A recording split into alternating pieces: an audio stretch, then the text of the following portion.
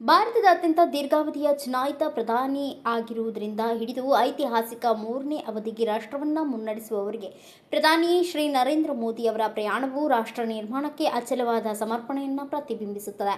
4399 ದಿನಗಳು ಭಾರತದ ಅತ್ಯಂತ ದೀರ್ಘಾವಧಿಯ ಪ್ರಧಾನಿಯಾಗಿ ಈ ಪ್ರಯಾಣ ಮುಂದುವರಿಯುತ್ತಿದೆ. ಭಾರತದ ಅತ್ಯಂತ ದೀರ್ಘಾವಧಿಯ ಚುನಾಯಿತ ಪ್ರತಿನಿಧಿ ಐತಿಹಾಸಿಕವಾಗಿ ಸತತ 3ನೇ ಬಾರಿಗೆ ಪ್ರಧಾನಿಯಾಗಿ ಸೇವೆ ಸಲ್ಲಿಕೆ, 32 ಅಂತಾರಾಷ್ಟ್ರೀಯ ಗೌರವಗಳು ಮತ್ತು ಮನ್ನಣೆಗಳು, 13 ವಿದೇಶಿ ಸಂಸತ್ಗಳನ್ನು ಉದ್ದೇಶಿಸಿ ಭಾಷಣ, ಸ್ವಾತಂತ್ರ್ಯದ ನಂತರ ಜನಿಸಿದ ಮೊದಲ ಪ್ರಧಾನಿ, ರಾಜಕೀಯ ಜೀವನದಲ್ಲಿ ಒಂದೇ ಒಂದು ಚುನಾಯಿತ ಏಕೈಕ ಪ್ರಧಾನಿ.